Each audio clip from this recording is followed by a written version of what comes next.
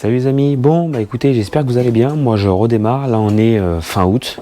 Donc là on redémarre avec une petite boîte 722-632 de chez Mercedes. Donc révision de boîte. Sur celle-ci il y a une petite particularité, c'est que le convertisseur donc est vidangeable. Donc on va faire ça ensemble. Et au passage j'ai la société Lunch, comme vous le savez, qui nous envoie régulièrement des valises diagnostiques en essai, nous a envoyé un de leurs plus gros produits, c'est celle-ci.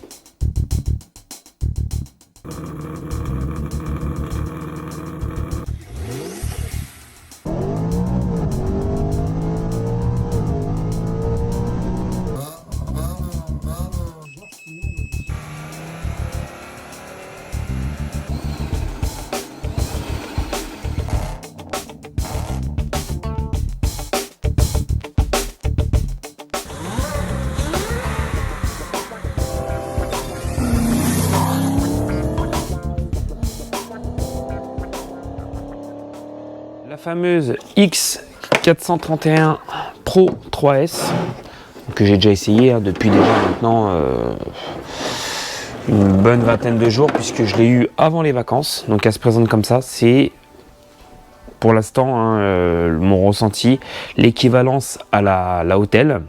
Elle n'est pas en multiplateforme, mais a fait déjà quand même jusqu'à maintenant beaucoup de choses. On a tous les raccords spécifiques au véhicule. Voilà, là on va avoir les rajouts. Là pour la Mercedes, comme beaucoup de Mercedes, les anciennes, il nous faut donc ce fameux convertisseur Mercedes ODB2 et donc notre fameuse tablette qui est comme ça. Niveau tactile rapide, oui, donc j'avais déjà commencé un peu à bosser sur celle-ci hier. Ça ressemble énormément quand même à Autel, hein, on va pas se cacher. Hormis le multiplateforme, donc ce qu'on dit multiplateforme, c'est sur Autel. Si on va, admettons, chez BMW, moi je fais beaucoup de BMW, et ben on est sur la plateforme de chez Ista. Il y a plein de choses comme ça. Donc celle-ci, j'ai pas l'impression, elle a sa propre plateforme. Faut voir maintenant si on peut faire autant de choses. Jusqu'à maintenant, j'ai fait du FAP. J'ai fait de la révision, du diag. Là, on a une rase boîte à faire à la fin. Donc après, ce qui est pas mal, donc c'est le même principe. Hein, je fais mon diag, je peux me l'envoyer sur, sur mes boîtes mail, sur boîte mail client. Là, j'ai les derniers rapports que j'ai fait hier. Donc voilà, on peut faire une lecture.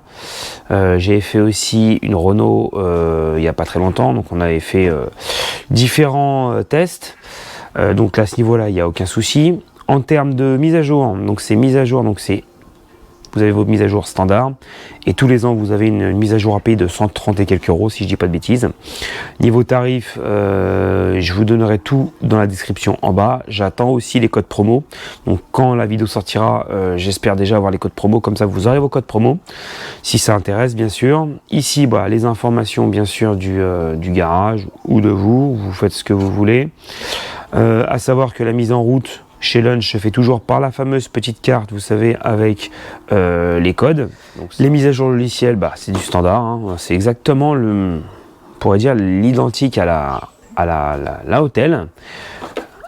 Le petit branchement ODB, mais qui se fait aussi bien sûr par Bluetooth, parce que de toute façon ça va pas être du Wi-Fi là-dessus. Donc là on a fait le tour. Après bon, vous allez avoir la remise à zéro, le système pneu, il y a quand même beaucoup de choses. Maintenant sur ce que j'ai pu faire, elle a bien bossé. Donc là la boîte je ne l'ai pas touchée forcément, puisque on va d'abord faire la révision avant de la refaire la remise à zéro. Mais on a fait aussi récemment un V10 d'un de nos abonnés. Je suis rentré dedans sans problème, j'ai pu faire ce que j'avais à faire mon diag, faire tout ce que j'avais à faire. Donc de toute façon, je vais vous mettre ça, donc comme je vous ai dit, dans le lien, dans la description, les codes promo.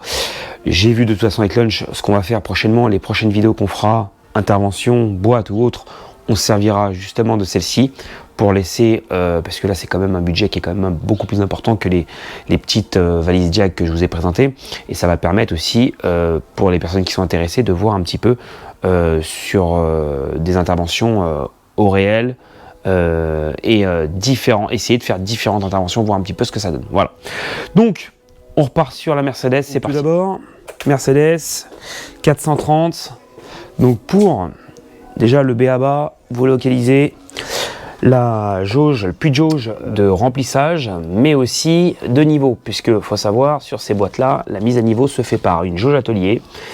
Donc il faudra dégager ce bouchon-là. Là, le clip, il a déjà été démonté, il a été cassé. Moi, il est fourni dans mon kit que mon client et mon abonné m'a ramené. Vous voyez, voilà. Et en fin de compte, on vient se balader à cet endroit-là. En dessous, on va lever la voiture et on va voir comment que ça se présente. Donc sous la Mercedes, ça se présente comme ça, carter standard. Donc c'est un gros joint un petit peu à l'ancienne qui vient à cheval donc sur le carter. Donc là vous avez 6 petites vis, ouais 6 ou 7, 6 si je dis pas de bêtises, ouais 6. Donc serrage là-dessus 8 newtons, rien d'exceptionnel. Vidange à cet endroit-là. Vous déposez vos 6 vis, vous sortez ça, vous sortez votre crépine. Après, ce qui est intéressant sur cette boîte-là, vous avez ici, à cet endroit-là. Donc là, on est au niveau du convertisseur. Et celui-ci, vous voyez, vous avez le petit bouchon de vidange. Sur les nouvelles générations et sur celles d'après, au-dessus de 2003, si je ne dis pas de bêtises, vous n'avez plus cette vis-là. Donc le convertisseur n'est pas vidangeable. Donc là, l'avantage, c'est que vous vidangez. Et en fin de compte, c'est la queue de boîte qui vient remplir le convertisseur. C'est-à-dire une fois que vous le vidangez, vous pouvez pas après le re-remplir. Ça se re-remplit automatiquement. Donc forcément, vous mettrez plus d'huile dans la boîte. Donc des fois, bon là je l'ai mis en place hier soir, des fois vous ne serez pas pile poil, vous n'êtes pas arrivé pile poil là, le bouchon fait pile poil en face de vous. Donc technique simple, vous prenez un tournevis plat, que j'ai déjà sûrement sorti hier, je sais pas où je l'ai mis. Et ce que vous faites, vous voyez ici à cet endroit-là, vous jouez avec les dents du volant moteur, sans en péter un, bien sûr. Et vous voyez, vous pouvez, regardez,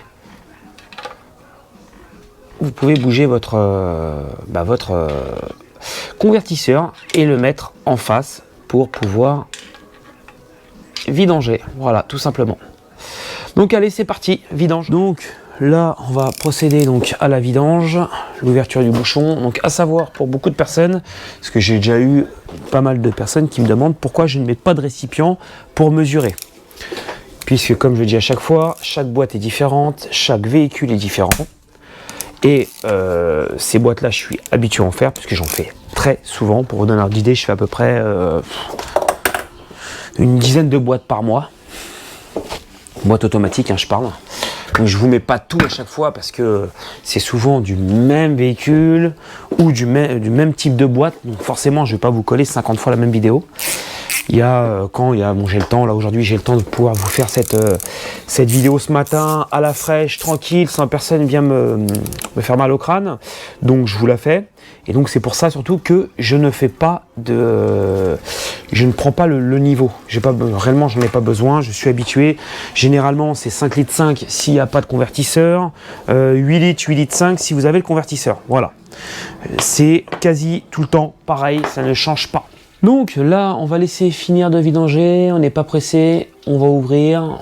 Après, une fois que tout ça c'est fait, on va vidanger le convertisseur, on remonte tout, on met donc notre huile et on va faire notre niveau.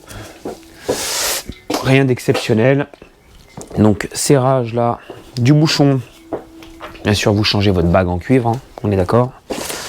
Donc là, serrage du bouchon, le client avait tout ramené. Vous voyez, un petit kit comme ça. Donc là, c'est lui qui m'a ramené. Hein. Là, c'est pas passé par mon fournisseur thématique. On a les petites vis, on a le petit bouchon rouge qui veut dire que il y a déjà eu une révision de boîte. Ça, faut le savoir, parce que quand ça sort d'origine de chez Mercedes, logiquement, le petit bouchon qui est ici, là, le petit clip, c'est noir, ce qui veut dire que c'est d'origine. Hop là. Même ça coule encore un peu, c'est pas très grave de toute façon. Il va falloir déposer le carter. Voilà. Hop, les 20 newtons sont là. On va déposer les 6 vis. Nos 6 vis de carter. On va se préparer un petit chiffon pas très loin. Alors, faut le savoir là-dessus, c'est un petit peu le bordel. Généralement, on en fout partout. Sur Mercedes. Et ce qu'il faut faire attention surtout, c'est les petites pattes en aluminium. Je vais voir si on a la bague d'étanchéité électrique. Après, on va voir ça. Chaque chose en son temps. Voilà. Essayez quand même, si vous pouvez, de repérer les... vous mettez sur une table. 1, 1, 1, 1, 1, 1, ça évite qu'après derrière... C'est tous les mêmes, hein, mais ça évite derrière de galérer. Et puis chaque... on va dire chaque truc est à sa place. C'est mieux. Ils avaient serré ça comme des bœufs. Bon. Parce qu'à la base, c'est 8 ou 10 newtons, selon le type de vis. Ah.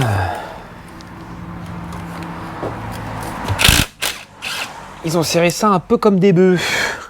Donc là, toujours pareil. Faire attention. Donc là, on va laisser finir de goûter. Donc sur celle-ci, à cet endroit-là, vous avez la prise électrique.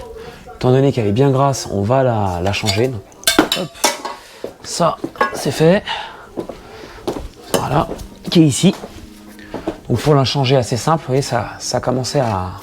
Ils avaient, je pense que les anciens propriétaires, vous voyez, ça fuyait à cet endroit-là. Je vais vous zoomer. Ça, j'adore quand ils nous font ça sur les boîtes de vitesse, surtout sur une boîte auto, tu vois. Allez, ils ont été nous coller ça au silicone, c'est crevard. Donc on va déposer ça, nettoyer, changer cette bague là, parce que dessus il y a deux petits joints toriques. Vous voyez, ici. Voilà. Un ici, un ici. Donc on va changer cette bague là, nettoyer, changer la crépine. Allez, c'est parti. Donc je vais sortir déjà la crépine, ça a bien goûté. Donc là, généralement, on prend une saucée, bien sûr, hein, qu'on essaie de faire ça délicatement. Parce qu'en fin de compte, vous avez, en retirant la crépine, vous avez forcément l'huile du mécatronique qui est en train de s'évacuer. Voilà. Donc crépine poubelle, hein. Je vous fais pas de photos. Ce qui m'étonne, dans celle-ci, on n'a même pas d'aimant sur les anciennes générations comme ça. J'aurais pensé qu'on aurait eu des aimants, même pas. Non. Nettoyage du carter.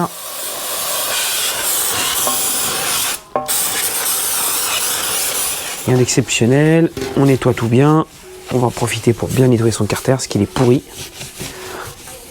Voilà. Donc là déjà, on voit que c'est nickel. On va poser ça. Donc là, après, hop, pour la bague. Alors bien sûr, comme ils l'ont collé, bah, j'espère que je vais rien péter. Ouf, ça fait mal. Voilà. Et ils avaient collé ça, non mais sérieusement. C'est travail de sagouin ça. Et au fond, il faut aller crapahuter dedans avec une petite douille de 7 ou de 8 pour sortir en fin de compte ce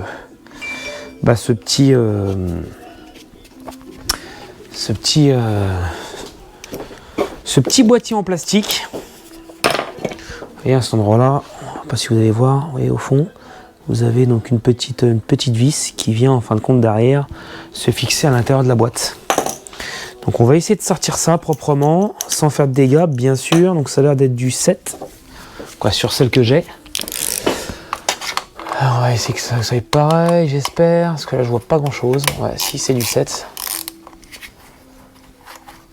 Aïe aïe aïe aïe aïe, quand je vois ça, ça me fait peur, moi je vous le dis.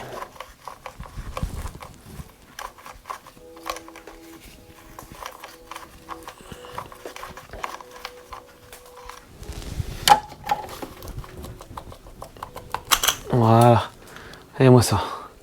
Comment que ça avait été collé avec du silicone. C'est n'importe quoi ça. Ça c'est n'importe quoi. Bref, c'est pas grave. Allez, nettoie bien le bord. On va mettre un petit coup de soufflette légèrement au fond pour éviter les impuretés sur les fiches. Allez.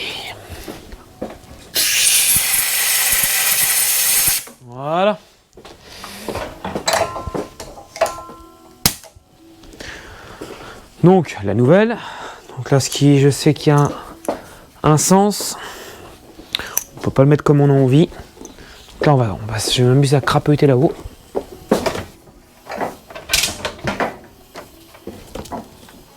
Allez, on va s'amuser. Donc il y a un sens et le sens il serait logiquement comme ça.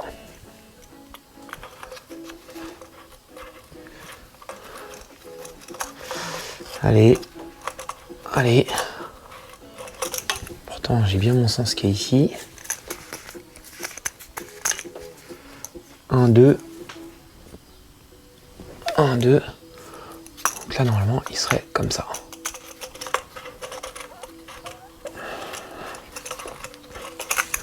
J'espère que c'est exactement les mêmes. Ça ressemble. Donc deux fiches vers le haut. 2 fiches vers le haut. C'est soit comme ça, soit comme ça. Je dirais bien comme ça, moi. Voilà. Regardez-moi ça, comment que c'est beau. Quand ça rentre tout seul. Voilà, on visse. Allez, hop. Voilà. Oh, si ça va quand même claquer parce que 2,5 c'est pas énorme. Hein.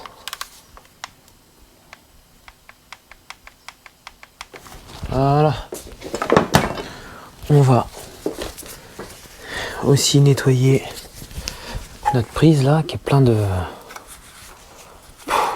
n'importe quoi. Surtout que ça ici c'est pas pour l'huile, ici c'est uniquement pour les poussières, donc je vois pas l'intérêt de vouloir coller au niveau électrique. Hein. Surtout pour la poussière et l'humidité sous la voiture si ça pleut ou quelque chose comme ça. Je vois pas intérêt de mettre ça. Voilà. Ça c'est propre. Ça j'aime bien ça. Voilà. Allez, maintenant on va faire le convertisseur. Donc pareil, hein, pour le convertisseur, rien d'exceptionnel. Un petit bouchon, donc on a vu ensemble qui était là tout à l'heure. Alors, essayez de pas le foirer, ça serait bien, parce que ça m'a l'air d'être déjà fatigué et démonté, on dirait. Là, sinon, je vais m'en prendre encore plein la gueule, comme d'habitude. Voilà. C'est bien de le centrer pour éviter que je me fasse chier à le sortir après. Hop là. Et là, on devrait... Et voilà. Et là, vous allez voir, il y a quand même pas mal dedans. Donc, c'est fini. On va remettre notre petit bouchon. À savoir qu'il y a deux tailles différentes. Il y a du M8, M10, diamètre. Hein. Donc, 10 ou 15 newtons. Là, on est sur du M10, donc 15 newtons.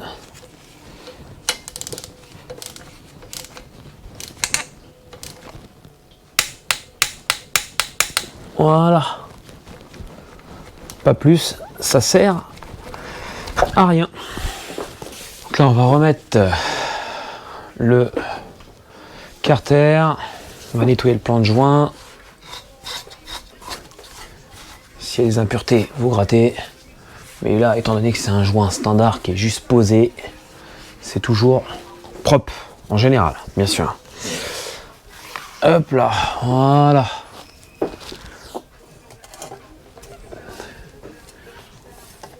Faire attention parce que ces joints là des fois ils se barrent. Ça c'est vraiment chiant sur ces trucs là. Et même comme ça ils arrivent à se barrer quand c'est neuf. Ils sont tellement tendus. Donc faut bien faire attention parce que des fois c'est chiant, vous allez mettre le travers. Enfin, vous risquez de le mettre de travers sans s'en apercevoir, donc c'est vrai que faut quand même bien surveiller quand vous le posez. Ça c'est un peu chiant pour ces joints là. Voilà, lui à l'avant il est bien posé. À l'arrière il est bien posé. Voilà. Donc là, à l'arrière à l'avant il a sauté. Donc au pire les cas, ce que vous pouvez faire quand vous avez une galère comme ça, et ben vous le détendez un peu, tout simplement. le temps de pouvoir le mettre en place et après il se rétractera tout seul. Donc ça voilà, ça c'est les petites galères qu'on peut avoir avec ce type de joint là. Faire attention, c'est chiant mais bon on n'a pas trop le choix. Voilà. Mettre de la pâte c'est pas intéressant parce qu'il y en a plein qui vont se dire bon on va mettre de la pâte pour coller, c'est le top. Non, c'est pas le top du tout, pas de pâte. S'il vous plaît, évitez la pâte. La pâte c'est pour les pompes à eau. La pâte c'est pour les carters bien spécifiques. Là-dessus, s'il vous plaît, pas de pâte. Soyez gentils. Pensez au bon mécano qui va bosser derrière. S'il vous plaît, pas de pâte. Allez. Donc là, on est pas mal. On s'est placé. Alors, le plus chiant, c'est de passer les deux premières pour tenir le carter. Donc, ce que je fais, j'en mets un au fond à droite, un devant à gauche. Voilà. C'est sûr que c'est plus facile quand on est deux, hein, faut pas se cacher, hein. Mais quand vous êtes tout seul, ce matin je suis tout seul. Hop là, le vieux n'est pas là, Teddy n'est pas là. Hop là. Et là, on met la deuxième. Voilà. On met les autres, on fait le serrage au couple. On va remettre notre petite plaque de protection aussi sur le côté pour la... Ouais, hein, j'ai du mal aujourd'hui. Pour la petite fiche électronique là. Voilà, hop là. Hop. Voilà. Avant de serrer, je vais vérifier que tout est bien placé. Et si tout est bien placé, je serre au couple et on n'en parle plus. Et voilà. Je vais prendre ma loupiote. Alors là, le joint ici, tac. Il est nickel, impeccable. Impeccable. Devant, on est good. Il s'est pas mis de travers, ce con là. Je vais vérifier avec un tout petit tournevis. Parce que là, j'ai une barre qui est juste devant. Et ça fait que je vois pas si le joint il est bien mis ou pas. Ouais, si, le joint a l'air bien mis. Le joint est bien mis. Ah, c'est pas ça, ça serait malheureux de perdre de l'huile. Non, tout est bien mis. Hop, il n'y a plus qu'à serrer. 6, 7, 8. Hop.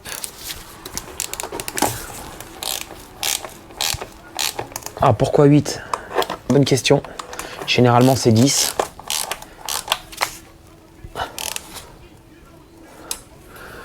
Hop, on va essayer de tout rapprocher. Il fera le serrage au dernier moment. Voilà.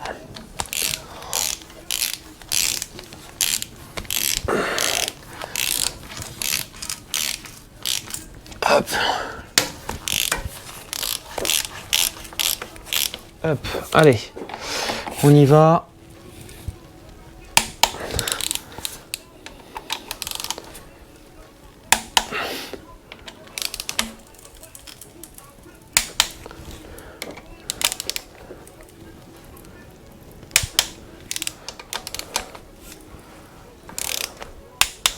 Hop. Je remets ma fameuse plaque qui est devant ici sur le côté. Voilà, ma petite vis. Et voilà. Donc là, on vient de finir donc la mise en place du filtre, vidange, mise en place du filtre. Donc bah là après rien d'exceptionnel. On va qu'à savoir ce modèle là. Soit il n'y avait peut-être pas l'option parce que j'arrive pas à voir la température, mais de toute façon c'est la température d'usage, 80, à la base c'est température 80 degrés avec la jauge d'atelier. Donc on va se faire ça à température. Voilà. C'est beau quand c'est propre. Allez, on va remplir tout ça. Donc voilà les amis, donc on arrive au moment du remplissage. Donc là, comme je l'ai dit tout à l'heure, on a le puits de jauge qui est ici. Donc quand je dis puits de jauge, je me comprends, hein, c'est le puits de remplissage et de vérification de la mise à niveau de la boîte. Et on a cette fameuse petite jauge, vous voyez. Donc en fin de compte, à froid, quand j'ai à froid, hein, c'est 25 degrés. Attendez, est-ce qu'il y a beaucoup de lumière là? Peut-être un peu trop. Donc hop là. Voilà, ici, donc 25 degrés à froid, on doit arriver ici au maxi, ici au mini. Et quand on est à température donc d'usage, 80 degrés environ, maximum ici, minimum ici. Voilà, donc on arrive, on la met comme ça dedans. Hop, on la glisse, on n'a pas peur. Voilà, et dès qu'on sent qu'on arrive en butée, tac, on peut ressortir et vérifier son niveau. Donc là forcément il n'y a rien, puisque elle est vide. Donc un entonnoir et on remplit. Donc si vous avez retenu, je vous ai dit tout à l'heure, vidange sans convertisseur 5 litres 5, avec convertisseur Isalons 8 litres, 8 litres, 8 litres 5 max. Donc là on a 8 litres, on nous a ramené 8 litres, donc on va déjà injecter environ 6 litres 5, 7 litres, parce que je me méfie un petit peu des préconisations, des fois on n'est pas juste de juste, donc on va déjà charger 6 litres 5, mettre en route, jouer avec la boîte que tout se remplit. Et après, on va laisser monter en température et puis vérifier au fur et à mesure le niveau, tout simplement. Donc là, le gros avantage qu'on a avec cette Mercedes, et beaucoup de Mercedes, surtout les anciennes générations, les révisions de boîte sont quand même assez simples pour la mise à niveau. Il faut simplement cette fameuse jauge atelier, que vous avez un petit peu partout. Alors attention, une jauge atelier ne fait pas tous les modèles. Vous allez avoir différents pour différents types de boîtes. Donc à bien faire attention à ce niveau-là. Allez, on remplit. Donc là, on a déjà vidé le premier. Là, on a mis environ 6 litres 5, 6 litres 7. On va faire tourner la faire monter en température et puis voir ce que ça donne.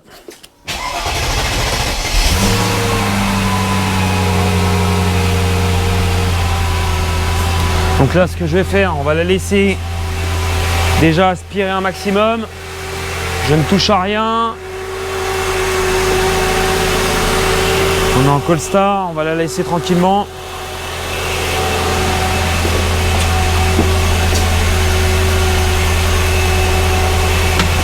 De toute façon, avec 6 litres 5 dedans, quand on se pose la question, il y en a qui m'ont demandé, mais comment tu sais si on doit démarrer la voiture ou pas?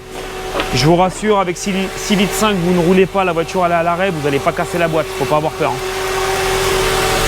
Même si, admettons, on n'a pas la quantité exacte. Voilà. Donc là, je fais déjà une première vérif. Voilà. Voilà, sur une première vérif à froid déjà, j'ai l'impression déjà qu'on est qu'au minimum. Donc après, on a vidangé la boîte, on a vidangé le convertisseur. Voilà, je suis au minimum. Donc là, l'avantage c'est qu'on peut laisser en route. J'ai pas mis de gants, c'est pas grave. On peut laisser en route. Hop. On continue à charger. On va rajouter, étant donné qu'on est au minimum, mais vraiment à ras des pâquerettes, on va rajouter un bon litre.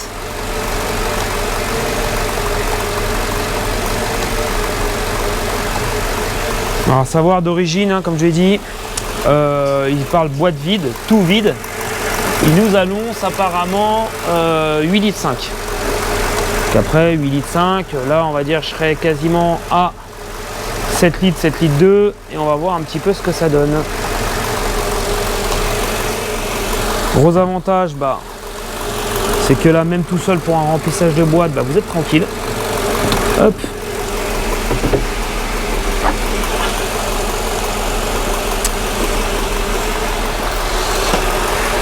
Voilà, on va vérifier du coup où qu'on en est. Et après, une fois qu'on a un niveau à peu près correct, j'irai jouer avec la boîte. Là c'est mieux. Là c'est mieux, on est on va dire entre le... voilà, on se situe à peu près ici là. Voilà. Donc là c'est déjà mieux. Je vais jouer un peu avec la boîte déjà, que le niveau descende.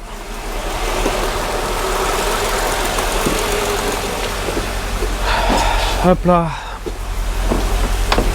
Pied sur le frein. Pied sur le frein. On va baisser le son. Voilà. 10-15 secondes en R. 10-15 secondes en neutre. 10-15 secondes en D. Vous faites ça jusqu'à la montée en température. Donc là, moi j'ai la joueuse de température tableau de bord. On est aux alentours des 50-55. Même s'il fait pas beau, ça chauffe vite. Après c'est un V8 hein. Voilà, je redescends. Je me remets en P. Voilà. Hop, et on vérifie. Et ça, ainsi de suite, jusqu'à temps qu'on arrive au bon niveau. Alors, clairement, vaut mieux en avoir un chouïa moins que plus.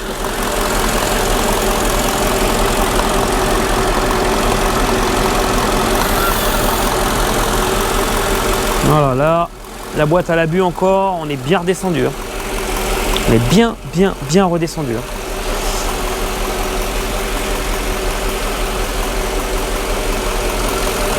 Hop.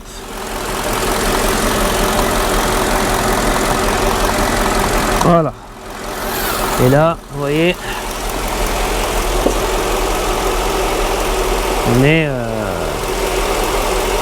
on arrive tout juste au-dessus ici des 25. Donc après, elle monte en température. Donc on va la laisser monter en température gentiment.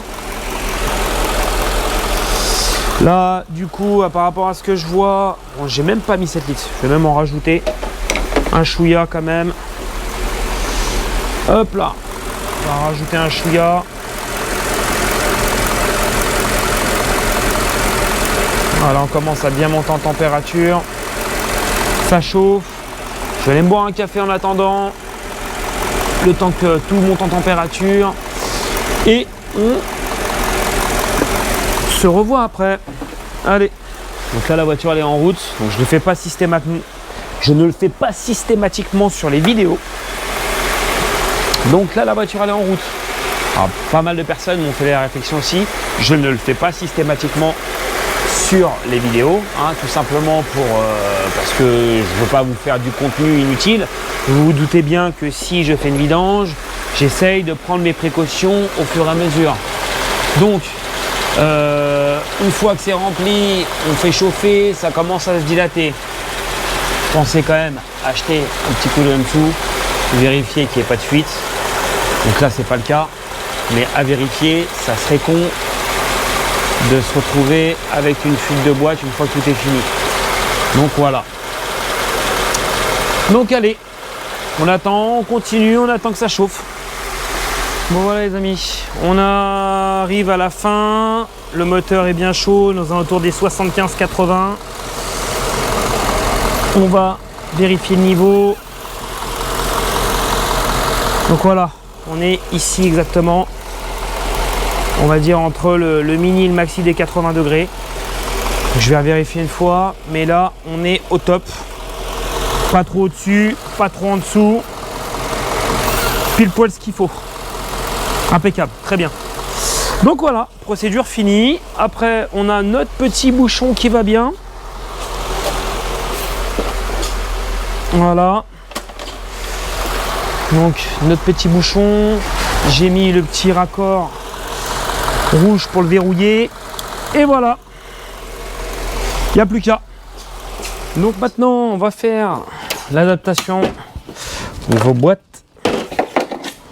Donc là, sur Mercedes, comme sur les anciennes BM, vous avez soit la prise qui est ici, soit la prise qui est là-bas. Donc là, sur celle-ci, c'est une prise bien spécifique Mercedes.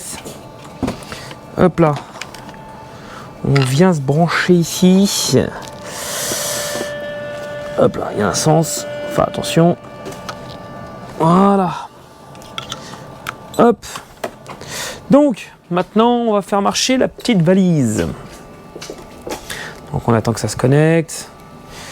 Donc des fois, il ne trouve pas sur les anciennes comme ça. Donc sur un véhicule standard au DB2, il n'y a aucun souci. Sur un véhicule un peu plus vieux comme ça, on risque des fois d'avoir des bugs niveau décodage VIN. Donc sinon le VIN, vous le rentrez à la main. Donc si c'est le cas, je vais le faire. Non, il ne va pas passer. Donc on va le rentrer à la main. Donc là, réussi. Voilà, donc il me la passe. Bon, lui en met back, mais bon, on est bien sur les bons moteurs, etc. Le diag. Donc on est en accès rapide ou en diag standard. Donc moi, diag, j'ai déjà fait, donc ça ne m'intéresse pas spécialement. On va plutôt... Il y a un contre-jour, vilain contre-jour. On va rentrer dans la partie... Donc, sélection du système. Là, vous voyez, c'est quand même assez compréhensible. Il y a énormément d'options. On va rentrer donc dans la transmission. Oui. Hop. Comme ça, on fait notre remise à zéro. Donc, vous voyez, vous avez quand même suppression des défauts, etc., etc. Les particularités. Voilà. Données, adaptation. Et remise à zéro, adaptation. Et voilà, ça c'est fait. Donc, vous voyez, là, quand même, la valise est quand même assez fluide. Vous voyez, si on voulait faire, hop, mettons un diag, on peut le faire. Tout passe. Donc il y a quand même pas mal de défauts sur cette voiture-là. On avait un défaut de transmission de base, là on ne l'a plus. Parce qu'il y avait forcément des fuites d'huile, etc. Donc le problème est maintenant résolu. Voilà, donc ça rentre dans quand même beaucoup de choses. C'est une valise, comme je disais, qui est quand même assez... similaire à la Hôtel que j'ai, donc franchement j'en suis content. Là actuellement dans l'atelier je me sers que de ça là exprès pour voir ce qu'elle donne, et comme ça on aura vraiment un retour on va dire concret sur plusieurs opérations mécaniques avec cette nouvelle valise. Et donc ça prend son temps, vous voyez, donc là c'est en train de chercher parce que bon, forcément sur Mercedes c'est plus long. Voilà, donc ça fait vraiment le tour de tout. Là, je vais l'arrêter parce que sinon, il n'y en a pas encore 800 ans. Hop. Voilà. Donc, vous voyez, on a l'historique ici. Si on veut faire les historiques, comme je vous ai expliqué tout à l'heure, il y a quand même pas mal de choses. Donc là, sur celle-ci, il n'y a pas grand-chose à voir puisqu'on a fait que la boîte de vitesse. Mais sur les prochaines, si on a des clés, si on a des révisions et autres, on se servira de celle-là. Donc voilà les amis, on a fini notre révision de boîte sur cette Mercedes. Donc j'espère que cette petite vidéo vous a plu. Donc vous avez vu dans l'ensemble, rien d'extraordinaire. Ça reste donc une révision comme toutes les autres qu'on fait habituellement ensemble. Hormis que là, vous remplissez par le haut. Le niveau se fait donc avec une jauge atelier. Donc comme d'habitude, je vous mets tout dans la description. Si vous voulez faire ça chez vous tranquillement, je vous mets les coupes de serrage, tout ce qui va bien comme d'hab. Donc pensez à partager, les petits pouces bleus, ça fait toujours plaisir. Et puis je vous dis à la prochaine. Ciao.